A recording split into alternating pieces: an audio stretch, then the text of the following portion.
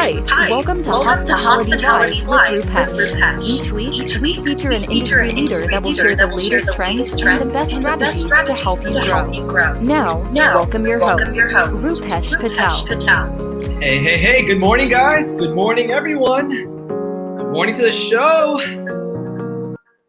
All right, hey, guys, welcome to the show. This is episode number 68. I am super excited about this conversation. Guys, it's the end of the year. A lot is happening in the hospitality industry, and for all of us, we're trying to get into the holiday mood, right? And this is episode number 68. I'm super excited to talk to this gentleman. He's a leader. You probably all know him. Guys, comment and let us know where you're watching from. He is the president and CEO of Best Western Hotels and Resorts. I'm super excited about that. David Kahn will be here in a minute. I'm excited about that. Guys, comment and let me know where you're watching from, because guess what? Before the end of the show, like we do every week, giving away a $50 Amazon gift card to the person that's most engaging on this show. Guys, today's episode, you're going to learn about leadership in hospitality and how you can grow yourself. Discover what's in store for 2021 for your hotel, and learn how David became the CEO of his company. He has a great story, and I'm super excited about that. This week's, we're gonna go right to the mindset. Every week I talk about a mindset that kind of helps us grow. It's helped me grow to share this with you. And guys, please comment. Let us know where you're watching from. We have people from all over the place. We have people from, Nashville. Good morning. Richmond, Toronto, Lexington, Tampa, Dubai. I love this. Mississippi, New York. Good morning. Fargo, Maryland, Texas, Mississippi, Florida, Houston, Illinois, Qatar. Good morning, guys, to everybody. Thank you so much for being on the show. When I told my friends and family that I was going to have Mr. Kong on, they were like, what? Are you crazy? Are you kidding me? So they're watching. Guys, good morning to my family and friends. Good morning to all the connections here on LinkedIn. I'm so excited about this episode. And every week, like I said, we talk about a mindset. And this week's mindset, I posted this yesterday, and it's simple. In business, if you want to be a professional, just be nice. Start off with being nice, right? There's no reason to be mean to somebody that you don't agree with, right? Kindness matters. And I always think about this when I don't agree with somebody. I try not to offend them, right? And words like please, thank you, ask them a question, I appreciate. I get a lot of requests on here on LinkedIn to say, will you do this for me? Will you do this for me? Will you be on this show? And I could just say no, but I don't do that. And it's part of being a professional, a business professional, when you're talking about being nice, and kindness matters. So that's this week's mindset. And, it means so much. And, it doesn't cost a penny to be nice, right? And you can go back to episode number 66 and watch Jones Laughlin, how we talk about powerful words that can change your mindset. It can change your business and how you use them in your everyday life. And it's super important. And guys, comment and hit the like button if you do agree. And let me get right into this week's episode. So guys, this week's episode is brought to you by our good friends at SGS. And thank you so much for them for sponsoring this episode. Because of them, we make this show happen. And guys, I am posting in here. Actually, here's the link to it, so that way you can grab it real quick. And I want everybody to go to this website. I made a quick link, and it's bit.ly, bit.ly/SGS Rupesh. Guys, click that link. Actually, somebody put this link in the chat for LinkedIn, because we have YouTube and LinkedIn on the same stream. So somebody put this in the chat. Guys, SGS, thank you so much for sponsoring. SGS is a leading inspection, verification, testing, and certification company for hotels, right? With their cleaning and disinfection verification services, they help hotels and travelers alike with unbiased approach to cleanliness. Now, what does that mean? That means that when we're trying to improve or get the confidence of our guests, right? And have them come back to our hotel. How do they know if your hotel is actually clean? How do they know if it's actually safe? This is what SGS does. They're an unbiased company that comes in virtually, or they can come in physically and inspect your property and figure out what steps you need to take to make sure that your hotel is in line with, national best practices, cleanliness practices with the CDC. They do work for hotels worldwide. Thank you so much to SGS for sponsoring this episode. And guys, by the way, there's a link right there. And, every week we talk about Hospitality Minute. And, Sarah, you're on. Good morning. So Sarah, and both of us are doing work for SGS. And I think it's important to get our guests' confidence back by letting them know that this hotel that I'm staying at has a certification of being clean. Like, I've stayed at a few hotels here in the last few months, and so have you. You've traveled all over the place to stay at hotels, including Mexico. And how did you know that hotel in Mexico was clean? Well, yeah, I mean, it's all about the visibility and I mean, dare we say the idea of that, like, hygiene theater. They have to be very bring their hygiene standards to the forefront, where before, the cleaning would really happen kind of behind the scenes. And now everybody wants to make sure that, things are clean. But what I really love about SGS is that, as you mentioned, they are that third party. So, and if you even look at the company, this is what they've done for like over 140 years. So they are a third party verification service across all industries. So they have this high standard, this high level already. And what's great is that just in anything, I mean, we can look at hospitality standards with like a Forbes or other industries, is that having that third party verification lets travelers know, like, okay, we have a third party coming in and we know that this is, things are up to par. And then also what I really like about them is that they monitor as well too. So they give businesses like the certain standards, protocols, make sure things are like up to par and then some. And then it doesn't just end there. It's a continued process. So that's why I was really a fan of what they were doing. I really believe in it, and it's great. So I'm so glad that I ended up crossing paths with them. So yeah, I'm glad we're both working with them. It's a great company, guys. Thank you so much to SGS. Sarah, it's time for your Hospitality Minute. Get ready. Here we go. I'm Sarah Dandashy from Ask a Concierge. Every week, I'll be sharing the latest hospitality and travel news and updates in a segment we like to call Hospitality Minutes. All right, Sarah. So there's a lot happening in the industry right now. There's a lot happening within just this last week. So much has happened. Let's get right into the Hospitality Minute. Every week, Sarah comes on to share the latest hospitality and travel news.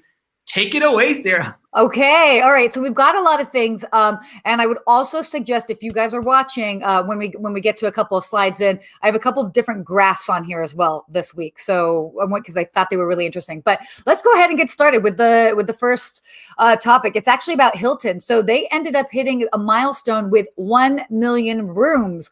Why is this remarkable? Well, I mean, they ended up hitting this 1 million room mark in the middle of a pandemic, which just goes to show you, a couple weeks ago, we did kind of talk about how the, construction of hotels and how development of hotels are still happening even throughout the pandemic. And so it was really interesting that they were able to continue to do this. And I mean, they kind of credit it to being, it's a capital light business model.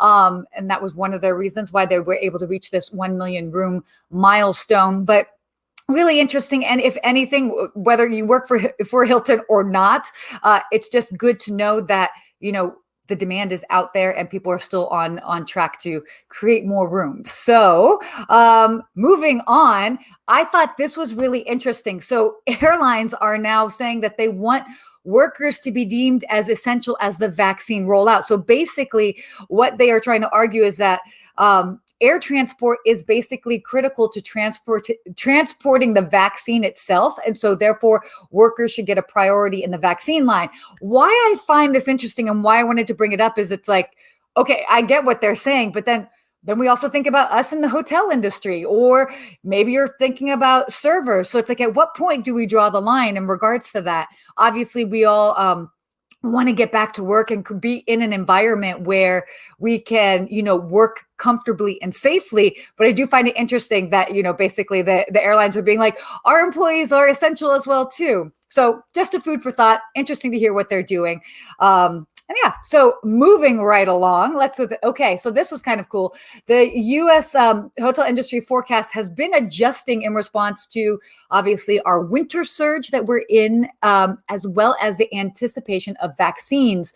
Now, according to CBRE, they actually were forecasting an average national occupancy level of 44.4% during the first half of 2021, and then increasing to about 55.7% during the second half.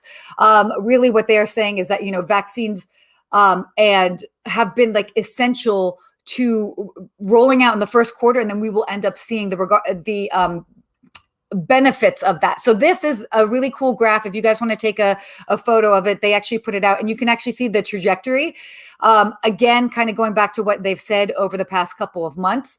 I mean, we're really kind of looking to ADRs and RevPAR levels, not really kind of getting back to what they were at the beginning of the year till about 2024. But this is a really interesting graph. I found it and I figured you guys might find it interesting as well too. And then moving right along, so more than half of pre-pandemic hotel jobs are still gone. And I know this might not sound so exciting, and but I will have a positive spin on it. I mean, basically what we're kind of seeing is that hotel staffing at U.S. hotels is about 46% of pre-pandemic levels. And obviously right now we are going through this winter surge and it is expected to drop. But that being said, we are kind of like entering the slow season, and a lot of us are very optimistic for next year. And with the whole rollout of the vaccine and everything like that, they're kind of like looking at probably everybody getting everything, all the essential workers and everybody, people of high risk getting the vaccine probably within that first quarter, and then rolling out to the rest of the public probably starting about April. But we are seeing a big correlation with that compared to, again, hotel occupancy forecasts and plans, and just kind of getting life back together. By no means is this to say that life will be back to more normal by summer, but we're definitely looking at it in a really interesting way. But I love this graph as well too. Thank you, Rupesh. That you can see the employment levels based on the type of hotel, from economy, mid-scale, upper mid-scale, upscale, and upper upscale. So it's just really interesting to see that you're kind of seeing this correlation, that sort of the higher end, the more luxury of the hotel, the lower their employment numbers, versus more of the economy hotels have been able to really, they've been able to really retain in general their occupancy, as well as also their staff. So a lot of technical stuff today, but that is it for today's Hospitality Minute. Great job, Sarah. Now, do you think the hotel associate is an essential worker? Because I had this early on in March where they said, listen, our teams, everybody was afraid to go back to the hotel, and people were like, well, I'm not coming back to the front desk. I'm not going to clean rooms. I heard that from thousands of people in late March, April. They said, I'm not going to come back if we're not safe. And they early on deemed that hotels were essential as far as a business. Now, were the associates or the employees working at a hotel essential? And should we be getting the vaccine too? And that's actually why I ended up pulling that story for today, because I too have heard that quite a bit. And just knowing people, I mean, I know we've got a lot of people that are listening that some have gone back to work. Maybe some haven't yet. For some people, that's, we all have different levels of concern. And we all, and it's all valid, just depending on our background and all of that. So that is a great question. I just thought it was really interesting that if the airlines are going to say that, then do hotels say that? Then who else? Then who's next? Restaurants say that? Where do we end up drawing the line? Obviously at some point, they want to make it available for everybody, whether it's for comfort or whether it's a requirement. But yeah, it's definitely going to be interesting to see who kind of chimes up and be like, okay, we're essential.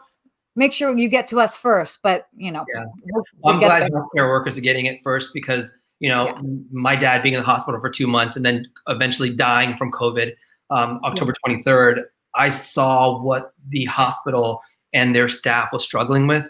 and it was tough. And I know they get home every day and they're afraid of infecting maybe their family or their friends, and then coming back to work and saying, listen, is this the day I'm going to be on a ventilator because I got sick and worse, right? And so those are the things I think about, and I'm happy that this vaccine's out. It's going to help us all. And yes, occupancy levels are down right now for a lot of hotels, including ours. But I see the end of the light. I see that there's going to be some positivity as people get more confident in traveling, and I think that's happening. And I think people are already planned their next year's trips. I know a lot of people that have planned their next year's trips, which is amazing. Yes. And I'm excited about that. So Sarah, Me too. Where can people find you? I know you have a huge following. You have over 120,000 followers on Instagram. Verified. You're a verified account on Instagram. She's on YouTube. You're on LinkedIn. You're like all over the place. Where can people find you? You guys can find me. Well, first of all, my website, which is askaconcierge.tv, cover a lot of things more in depth there, but you can find me online.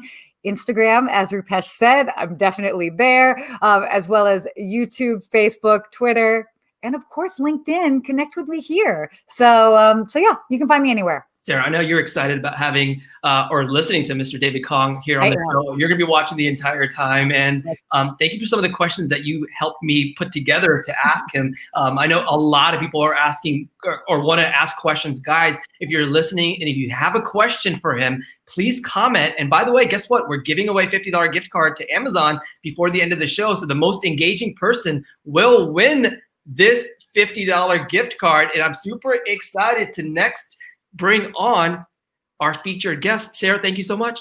Thank you, guys. See you next Wednesday. Bye. Bye. All right, guys. So I'm now going to bring on the featured guest. Let me just share some fun facts with you. I've talked to a lot of people this last week, and in the past, I've heard a lot of great things.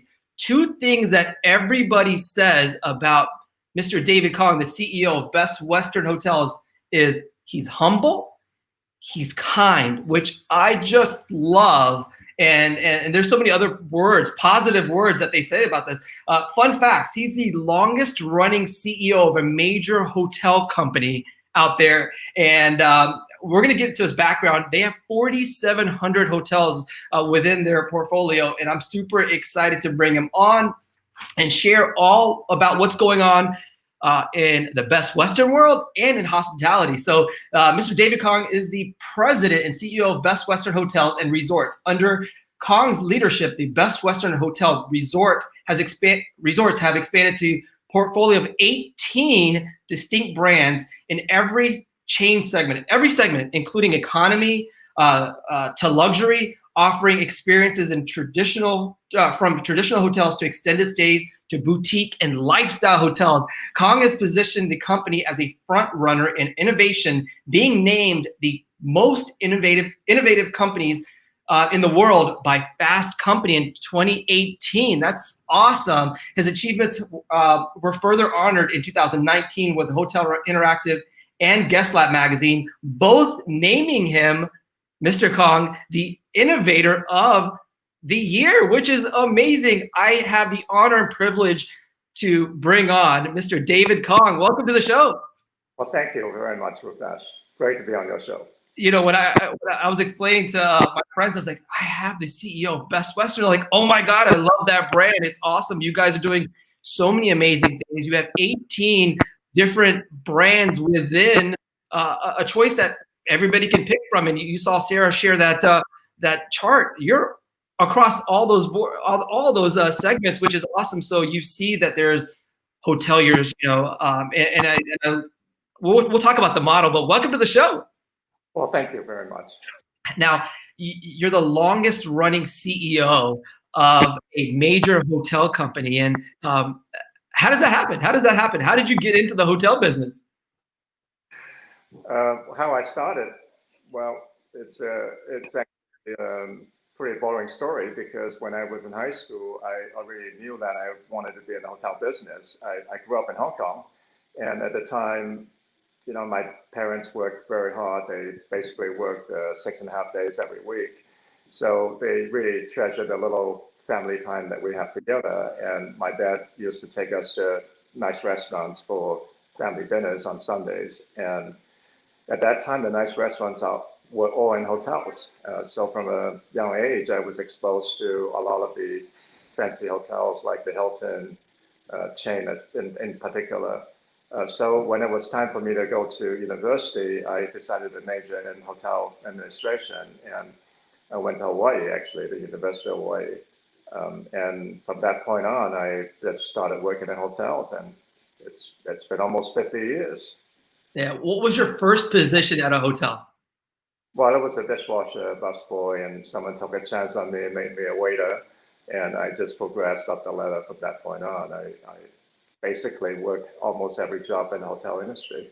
Yeah, yeah, and I read about on your background, and it's really cool to see that you moved from here to there, and I haven't read that you took a job that I think you were living in this. I think you were living in San Francisco, and you got an opportunity for a lower paying position, and you took it as an opportunity. And that's happening right now, where hoteliers or people that are laid off or furloughed, they're like, well, why would I go work at a hotel for less money right now when I'm so used to this one thing?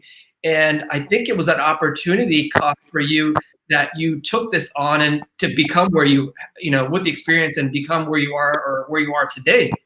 Can you please share that mindset, why you thought taking a lower paying job would maybe help you along the way?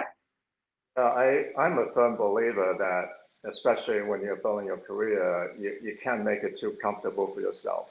You have to give yourself a lot of tests and subject yourself to hardship, because that's how you grow.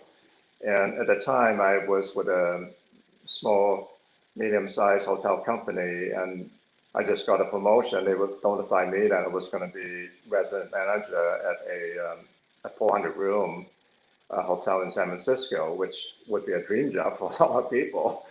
But it so happens that my wife, who was working at Hyatt at the time, told me about an opening as an assistant food and beverage director for the Hyatt Regency in Dallas, which was a almost 1,000-room hotel at that time, and mega food and beverage operation. And I went to interview for the job just for the heck of it, but the kind of interview that I was given made me want to work for Hyatt at that time. The person who interviewed me was Stan Bromley. He was a legend in the industry, or has been a legend in the industry. He asked me questions about how do you dice an onion, what are the 5 major mother sauces, and how do you make a Sharon sauce, and very technical questions. And I thought, wow, I'm interviewing for an assistant food and beverage director's job. There's a whole culinary staff. That's really not my department, and yet he asked me about those things, which really show the depth that they want in their people. And I thought, well, if I started working for Hyatt, I could gain a lot of knowledge along the way. So that's why I decided to take the Hyatt job, which was basically 2 steps down and about $10,000 pay cut. Well, back in the 70s, that's a lot of money. Yeah. So I did that, and I progressed with Hyatt. I was with Hyatt for 19 years, and then there was another time which I did that again, which was when I was in the corporate office at Hyatt, and I've been there for about 10 years in sales and marketing, and I was exposed to a lot of things in database marketing, website, so on and so forth. And there was an opportunity to join a consulting company, and I thought, wow, I've never been a consultant. So I took that opportunity and went to KPMG Consulting and did that for a year, which really rounded off my experience, because every job just basically teaches you something, whether at the time you appreciate it or not. But in looking back, every job gave me an opportunity to grow and develop. It may not be on the technical side, but it always helped round up my experience. So my suggestion to people who have to sidestep their career a little bit or take a step down is, look, we're not sprinting. We're not in a race where we have to sprint. We're in a marathon, and in a marathon you have to cross train. You can't be running all the time. You have to cross train. So this is like taking the time to cross train. Makes you stronger and makes you better able to handle the race in the future. Right. And so from working there, how did you become the CEO? Because I think there's a lot of people watching right now like, I would love to. I've been working my butt off. I've been doing this and that, and I've learned all these experiences. And by the way, I discovered that you learned every bar, every liquor bottle at the bar and understood what it was and the label and all those things. That was a great story that I read about your background and experience. But how do you actually become the CEO of a major hotel chain? Well, all these things that you talked about are interrelated, and I talked about building a foundation and cross-training. When I was a waiter, bear in mind that I came from Hong Kong, right? I wasn't exposed to the way of life here in the United States, and certainly not familiar with a lot of the names of scotches or bourbon or gin or vodka. When I became a waiter, when people order name brands, I have to know what they're talking about, right? So I made it a point to go to the liquor store and the supermarket and try to learn every brand there is. So when people say Hake and Hake, I know what it is. But the way that I became CEO is actually attributed to the foundation that I gave myself. I talked about taking pay cuts and joining different companies to learn. Basically, at Best Western, I was on an engagement for Best Western and as a consultant to work on the loyalty program. And the CEO at the time said, well, you did a great job with this plan, and we'd like you to join the company to make it happen, which to a consultant is probably the worst nightmare. As consultants, you basically you take information from everyone and regurgitate it back to the company and you move on. So for a lot of consultants, that would be the worst nightmare, but they made me an offer I couldn't refuse. So I joined Best Western, and within 3.5 years, I had 5 promotions to eventually becoming the CEO.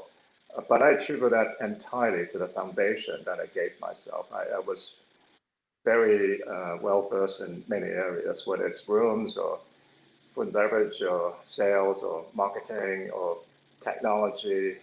And you think about what I did at Hyatt, what I did at the consulting company. I mean, all those experiences made me uniquely qualified for the position when it became available.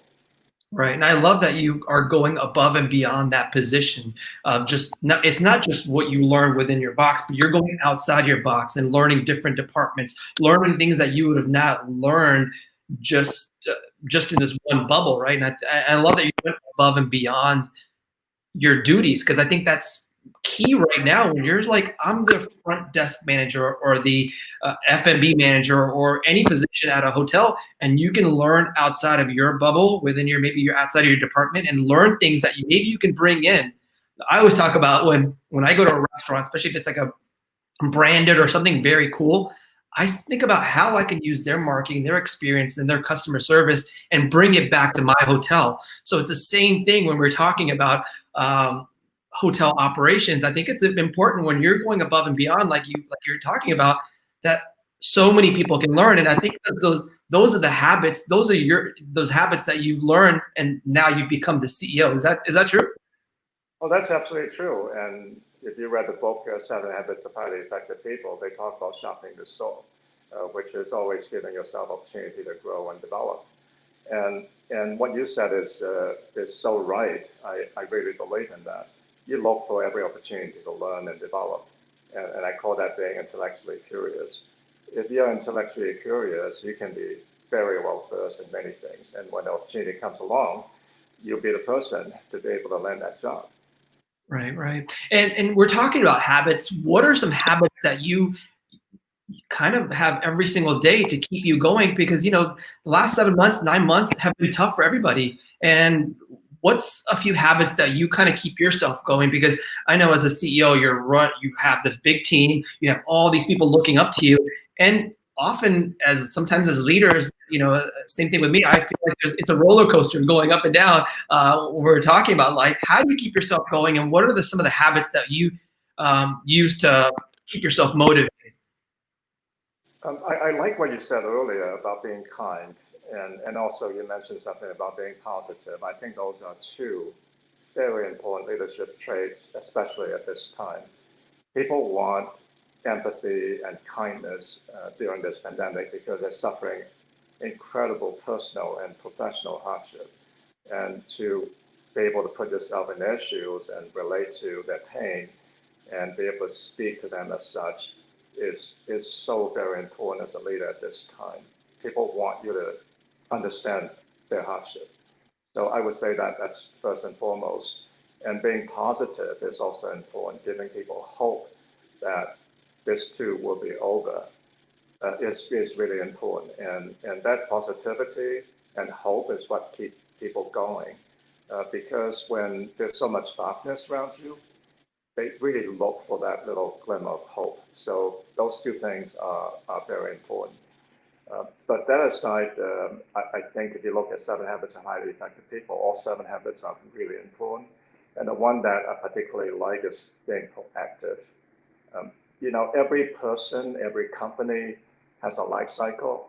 You have to understand where you are or where the company is. At this time when there's so much hardship and the business is way down, it's a different phase than where we were in 2019 with everything going right and hitting on all cylinders and breaking new records all the time. So you have to be very attuned to what phase of the life cycle you are in personally and what the company is in from a professional standpoint, and be very attuned to what you need to do in that particular phase. And maybe you don't have all the answers, but surround yourself with people that can help you think about these things. And I believe in constantly transforming and evolving yourself. And I use the word reinvent yourself or reinvent the company because sometimes the situation dictates what you need to do, and sometimes you can make the situation something that's going to be positive and productive for you. So there are two ways to look at it, but being proactive allows you to be successful in either case. Right. And I love that you're not just waiting, and we talked about this in the past, is not just waiting for opportunities to come to you, but going out there. Maybe if you're out of a job, go hit 200 hotels. Go hit every hotel in your market and then outside your market. And we shared that, right? It wasn't just waiting to throw 2 resumes out there and then wait for somebody to call you. It's being proactive. I wrote that down. I'm writing these things out that you're sharing with me, but I love that we can talk about this to keep everybody going. And like you said, everybody is struggling no matter what. You can be the CEO of a major hotel company or work the front desk at a hotel or be cleaning rooms. Everybody is going through a struggle, I feel like. And, these struggles, I feel like, make us more stronger as a individual and then maybe as a team. What are some struggles that you've been through your career that have made you stronger as a person, that have helped you lead to, where you are now? Well, my career hasn't been smooth sailing. Just like everybody else is, we all have our ups and downs and setbacks and disappointments. But what I did have that never changed was a belief in myself. Mm. I know that if I had a failure, it was going to be transitory and I would pull out of it. And the reason I have that confidence in myself is when I left Hong Kong, my dad told me, we might not be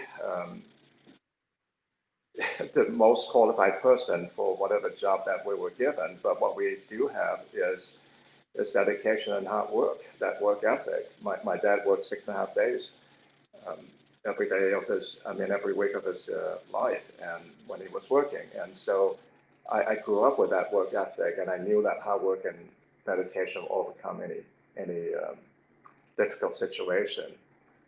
So I believed in myself, and I think going through hardship does make you a better person.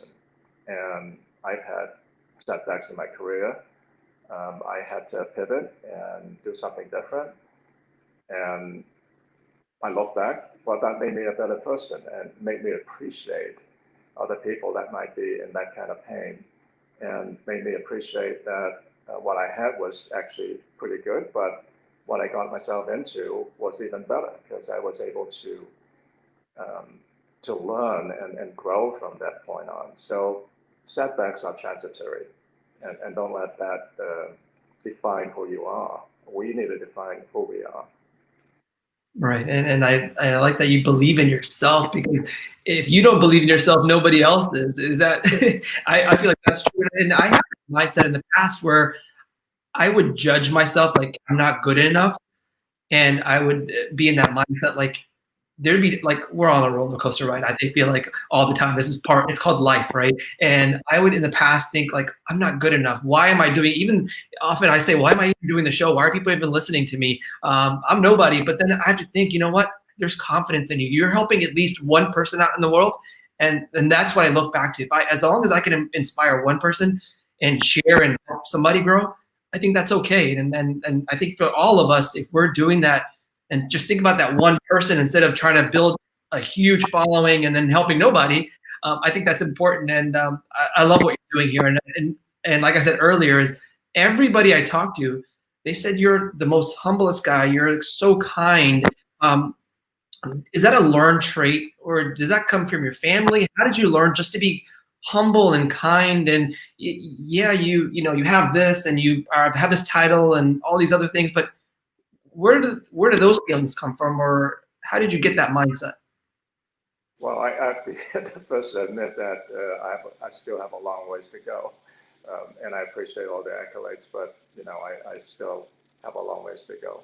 I aspire to be an even better person than who I am, but I'm introspective. I always look for opportunities to improve and ask for feedback, but I wasn't always like this. I remember when I started off in my career, when I became a manager, I just felt like I needed to prove myself. So I was harsh on people that worked for me and on myself. I had very high standards, but over time I learned that that wasn't the best way to do things. But growing up in the industry in the '80s, that was a style of management. Everybody talked about the GM. Oh, he's a really tough GM, and I remember one GM that I worked for, he would harp on the room's executive every single morning about the tracks of the elevator. But he had a point, but the way that he did that was really offensive by today's standards, but at the time was acceptable. But I'll tell you what really was a life-changing experience for me. My son was born with a hole in his heart, and he almost didn't make it. And my boss at the time was not very understanding at all. And, mind you, I lived in Arlington, and I had to commute to Fort Worth Hospital to see my son, and I had to go to Dallas to go to work, and that commute is pretty difficult, especially during traffic hours. And I was putting in unbelievable hours at work anyway. And my team was very good, and they all supported me, and we were achieving the best results ever. The highest growth in revenue, the best profit the hotel has ever seen, the best satisfaction survey results from our guests. So, I mean, based on the report card, everything was great. But this GM was just being very difficult about my not spending enough time at work, given my personal situation. That was like asking for the impossible. But through that experience, I realized the importance of empathy. When you're going through that kind of pain, you want people to be able to understand and relate to your pain, and be nice enough to say a few reassuring and comforting words to you. That's what I wanted, but I never got it. So I say you learn something working with every boss, whether they're a good boss or a bad boss, because the good ones you learn what to do, the bad ones you learn what not to do. And that experience taught me empathy. And I, from that point on, I have been a better person, I think. Like you said earlier, hardship always makes you a better person. Right. And did your son recover from his? Um, he's 30 years old now, has a pot belly. So he said fully recovered. Oh, awesome. That's good to hear. Yeah, the empathy I think is important, especially, and sometimes empathy comes from when you don't even understand what they're going through. It's just listening to them. That could be empathy instead of just asking. Like sometimes you don't understand. Like before, my dad just died 2 months ago from COVID, And he was 65 years old. He was in decent health, and he just, both my parents got it, and he passed away after being on the ventilator for 45 days.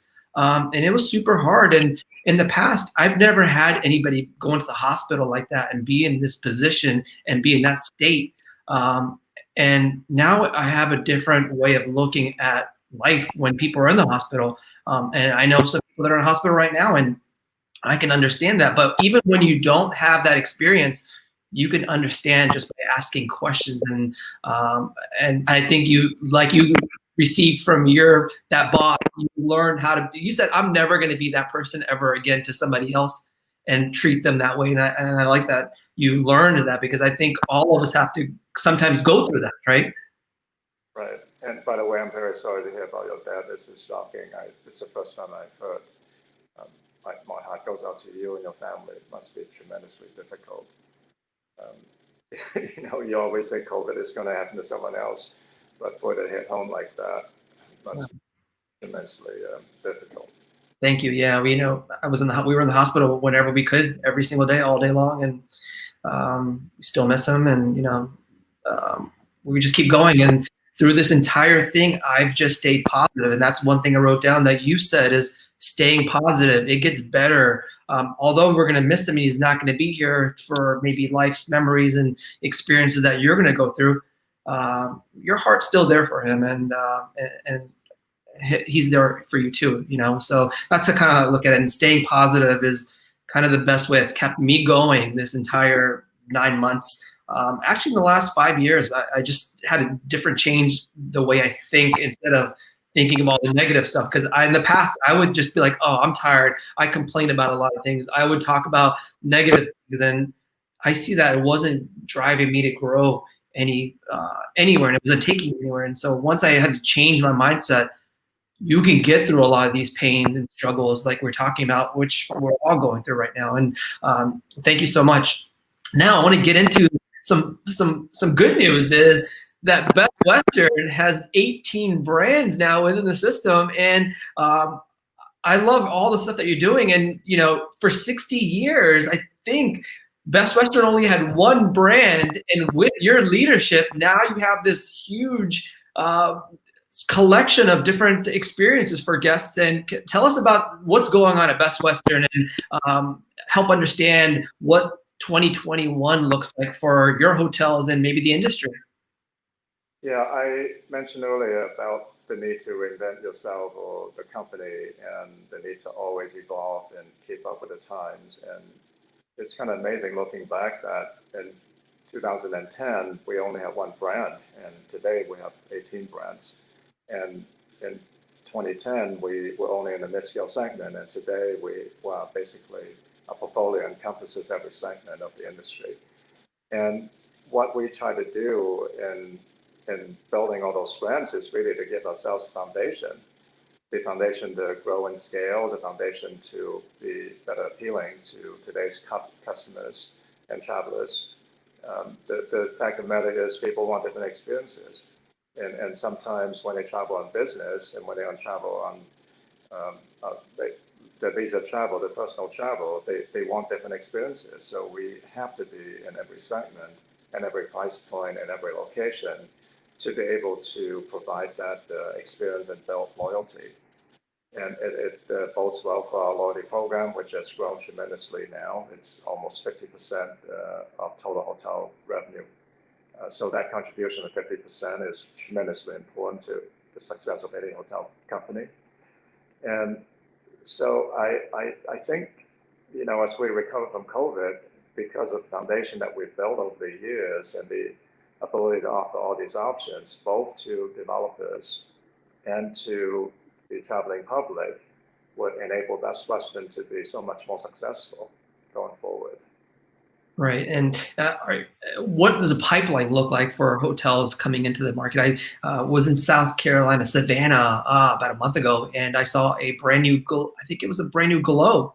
And it was beautiful. And I was like, wow, this is awesome. This is the first time I've seen it, looking at a glow in front of my face, and it was beautiful. How many of those glows are what's in the pipeline for Best Western right now? Okay. Well, first of all, let me just say, because Sarah talked about Hilton hitting a million a room count mark, and likewise at Best Western, we actually opened over 300 hotels, close to 350 hotels globally in 2020, which is remarkable in the pandemic. Our pipeline is very robust. We have a bunch of new brands, as you mentioned. Glow and Vibe, as the name implies, are very exciting boutique brands. They are new construction brands, and they have to be built to a prototype. Glow, as the name implies, is glows and glows in the area. It's like a beacon calling out to weary travelers. If you drive by on the road or from far on the freeway, you see that building because it glows. Vibe is our other exciting boutique lifestyle brand, which has a lot of red and gold and black in it. It's very chic, sophisticated, and very exciting. And actually, we just broke ground. Best Western invested in two projects. One we own completely. One is a joint venture with another company. We just broke ground on two Vibes, which demonstrates our commitment and our belief in these new brands. What cities are those in? Sorry? What cities are the Vibes in? And one in Tempe, close by Scottsdale, Arizona. Both are in great locations. The one in Denver is the Rhino District, which is an up-and-coming, really exciting district. And our new brands actually comprise 40% of our pipeline now, which goes to demonstrate the importance of those new brands. If we didn't have them, our pipeline wouldn't be nearly as robust. Globally, we have about 600, 700 hotels in the pipeline at this time.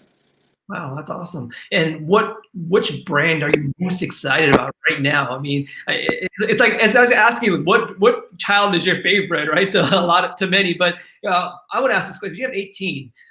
Which one are you most excited for here in the near future? I am excited about our economy segment brands, Showstay, Showstay Plus, and Showstay Studio, and Showstay Collection. Showstay won the J.D. Power Award for Best Economy Segment Hotel in 2020. So I'm extremely excited about those brands. I'm also excited about Best Western Premier, which won the J.D. Power Award last year for the Best Mid Upscale brand.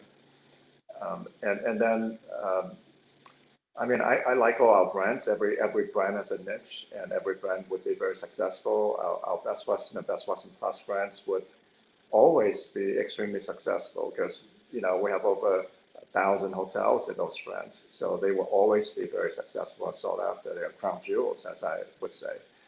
But in terms of other new brands, I particularly like Aiden, which is a upper mid-scale conversion brand.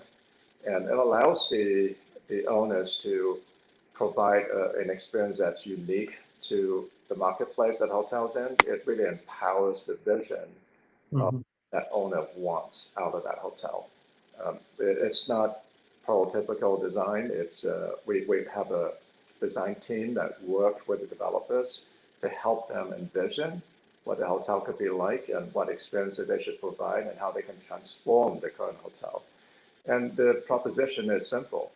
If you're going to spend money to renovate a hotel, whether it's to meet the requirements of your brand, why not reposition it? Why not use the repositioning opportunity to expand the customer base and command a high average rate and get a better return on what you're going to spend on renovation anyway? Make it a boutique brand, which is the fastest growing segment aside from the economy.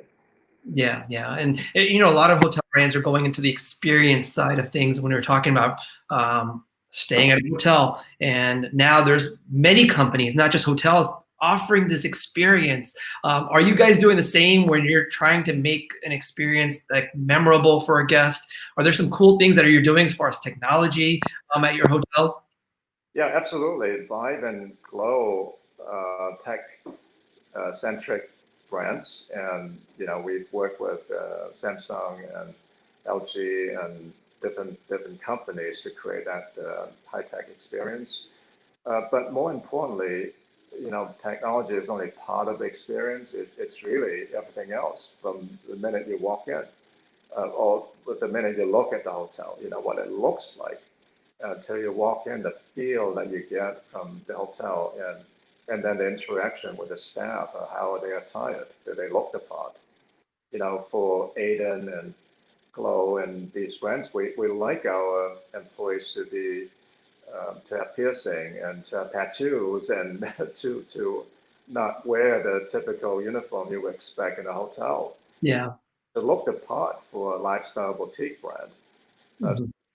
There are lots and lots and lots of components, probably too many mentioned on this call. But there's a whole team of people that actually go out to the hotel and train every single person in the hotel to provide that experience, from a GM all the way to a housekeeper. Everybody has to lift the part, look the part, and act the part. What are some things that they're getting trained on? Because I know a lot of brands don't do that, where they come on property and teach customer service and guest experience and how to interact, and maybe change the way guests feel about when they're walking into a hotel. What are some things that you're doing as far as maybe even a housekeeper? I would love to learn that. Well, it's the little things. It's always the little things that make an impression. So, during this time, obviously, the cleaning protocol is the most important thing. And like what Sarah said earlier, you have to demonstrate in tangible ways that you are focused on cleanliness and safety and well-being of the guests. So that is first and foremost. But the little things is like the little touches in the guest room. Everything has got to be perfect. Everything has to be working, and so we use big bulk dispensers in the bathroom, for example, for those brands. It's not only green, but it's what people want nowadays, and you have to make sure it's tamper-proof, and you have to make sure it's filled properly. You have to make sure it's clean, and so on and so forth. So there are a lot of little things that really all adds up to be something that's an experience. But by itself, you might not think anything of it. But it's a lot of little things added up that make that experience. Yeah, and looking forward to 2021 and beyond, I think that those experiences and those personal engagements are going to make your hotel or a hotel different than just everybody on the block, right? And I think those things are what make hotels memorable. And it's that team, and then it's that training. I love that you guys are doing that on-property training, or at least training that gets everybody together and motivates them. Because I feel like a lot of times hotels that maybe once a year during Christmas they have a party, and before the party they do an hour training, right? And no one's in the training mode at that time when you're talking about partying, right? And so I like that you're talking about we need to train everybody, not just the GM, and then it's not just DOS, but it's kind of going across all different parts of the hotel to understand and let them understand how to offer experiences, how to offer this great service and memorable service, because I think that's what's going to make you different beyond just the rooms that you might have that are fairly similar these days for amongst hotels. Right. And to us, the training is also about adopting an attitude. I don't mean a snooty, aloof attitude like you see in some of these brands, but a rather accommodating and helpful and attitude centered around the local experience. Be very well versed with what's in the neighborhood, what are their favorite restaurants. For example, at the front desk, we keep a list of restaurants that the employees have used and like, not just the typical steakhouse that people would recommend. Yeah, absolutely. And you guys have posted so many hundreds of comments so far now. They've been all amazing. Please keep sharing your comments in the comment below, and we're gonna be picking somebody before the end of the show to win the Amazon $50 gift card. A lot of great questions, a lot of things coming from like all over the place. But my question to you is, how do you keep all of us, if you're working at a Best Western, working at a Glow, any hotel within the portfolio, and maybe outside of your industry, how can we keep people motivated in the industry to say, listen, it is going to be getting better here soon. How do you keep them from saying, listen, I'm going to go work for some other industry? And how do you keep them motivated right now? Because you're probably hearing that all the time. We're struggling. How do we keep going? Well, I think you have to recognize a problem if there's a problem. I mean, otherwise, you can't solve the problem. You have to recognize that there's a problem. Our industry has suffered tremendously. We're down. We're going to be down by probably, as an industry, 55% from 2019. That's a reality. So with this backdrop, to try to look for a job at this time in the hotel industry is futile, and you're just going to frustrate yourself and disappoint yourself. So I suggested I spoke at the NYU conference some months ago, and I suggested to students, it's okay to go look for a job with Google or Amazon or somebody else. It's perfectly fine. But, it's kind of like cross-training. You just think of it as cross-training. But I know the hotel industry lives in our hearts. I know it's in our blood. And once you get involved in the hotel industry, it's just part of us.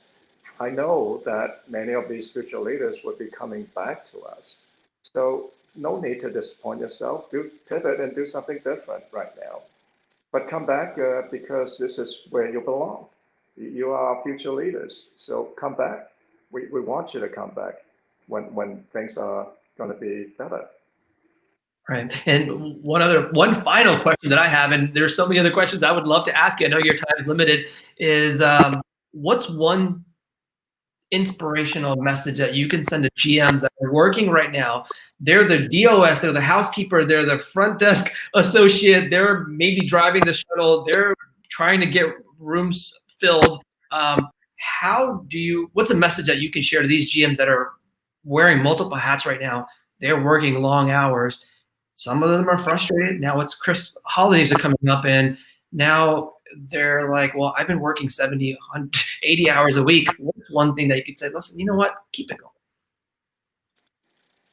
Yeah, I said this earlier. I've been in those situations. I've lived multiple downturns from the 70s or embargo in Hawaii, where there are very few flights coming into Hawaii and hotels running occupancy in the 30s, 40s. I've lived those days, and I've been out of work, worried about how am I going to pay my tuition and how I'm going to be able to make a living with no income. I've been through all that, and so I can relate to the hardship right now.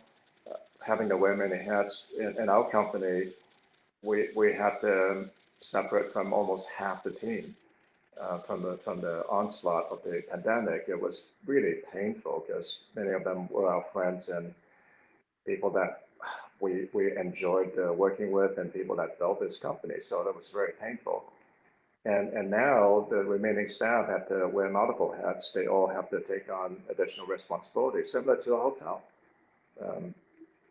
An owner today in our segment oftentimes have to be the front desk clerk, has to be the laundry person. Their families are involved in helping to clean rooms because we're trying to conserve and trying to survive. And tremendous hardship and difficulties right now. And of course, all of us are concerned about catching the virus or our loved ones catching the virus. So these are tremendously challenging times. But through all that, we have to always remind ourselves, stories are going to be written about this pandemic. It's a story that's going to be told for years to come. But we get to be the authors of this story. We get to write that story. So how would you like it to be written? And I said this earlier, the pandemic should not define us. We should define the story. Right. And with that, my final question, one word. The best leader would do what? A great leader would do what? At this time? At this time. Well, at this time and always, be kind. I love that. Thank you so much for this opportunity. It's a pleasure speaking with you. It's a pleasure learning about your background, and let's keep in touch. And I wish you and your family and the entire Best Western team happy holidays and a better 2021. And thank you so much for being on. Well, thanks very much, Rupesh, and I wish everyone and you and your family a very blessed holiday season and a new year that's healthy and successful. Yeah. And where can people find you, lastly? LinkedIn. Yeah, you have a big following on LinkedIn, and you share a lot of great inspirational stories. Here's his LinkedIn link, and thank you so much. We'll talk to you hopefully soon. Thank you, Rupesh. Happy holidays. Thank you. Bye. Bye. Guys, that was inspirational. If you loved this episode, please hit the comments. Please share this with your entire team. David had so many great stories, from being the dishwasher to now become the CEO. You understood how he went through it. It wasn't just one way, and he went through it. He went through a lot of struggles. I've read his background, and it's inspiring to see that we can all do this. We can all be where he is, right? And it's just that determination that he talked about. It's that confidence. It's that drive. It's going above and beyond. Like he said, it wasn't just as he knew his job when he stayed in the box. He went outside the box. And I love that we can all do that. We can all inspire each other to keep going. And I love that we have been doing that these last few months. And guys, thank you so much. If you've loved this episode, please hit the comments and let me know that you did like it. And I'm gonna pick a winner for this week's episode. It is Adele Angie's. I'm hoping I said that right. Thank you so much. I mean, I wish I could give you everybody a $15 gift card to Amazon right now, because I was reading the comments as I was listening, and you guys had some great comments, and I love that we just kept each other going. And because of you, I keep this going, and because of you, that I get inspired to share and bring on some amazing people like Mr. Kong. And thank you so much to the winner, Adele Angie's, and all of you for being on the show. Next week, and by the way, I'm going to read real quick. This episode is sponsored by, and let me pull it up real quick, SGS. And somebody put the link in the banner in the comments real quick. Here it is. It is bit.ly/SGS Rupesh. That takes you to the landing page. That way you'll understand how to get a verification for your cleanliness and get hotel guests back on to feel more confident about your hotel, and let them understand that you guys meet the standards for what's going on in the industry. Thank you so much to SGS. Now, next week, I'm super excited because next week is going to be a solo show, I think, unless I bring somebody else on as a surprise guest. It's going to be the 10 lessons I learned this year from the great leaders that I have interviewed this year. It's been, we'll have 52 episodes in it by the end of the year. But, I've learned from so many amazing leaders like Mr. David Kong that I'm going to be sharing the 10 lessons I learned next Wednesday at 9:30 a.m. Eastern time, and share with you that you guys could get inspired. And maybe we'll talk about our New Year's resolution as we end the year, and stay positive, guys. If you want to watch any of the past episodes, we want to rewatch this episode, inspire your entire team, go to Rupesh, RUPESH.co, and there it is, /show, and go back and watch all the past episodes. They're on YouTube and on my page. And by the way, we're updating the page to add more of the past episodes on. So please go there. Congratulations to Adele. Thank you so much for this opportunity. And please take care of each other. Please take care of yourself. And happy holidays to all of you. We'll see you next Wednesday at 9:30 a.m. Until then, see you later.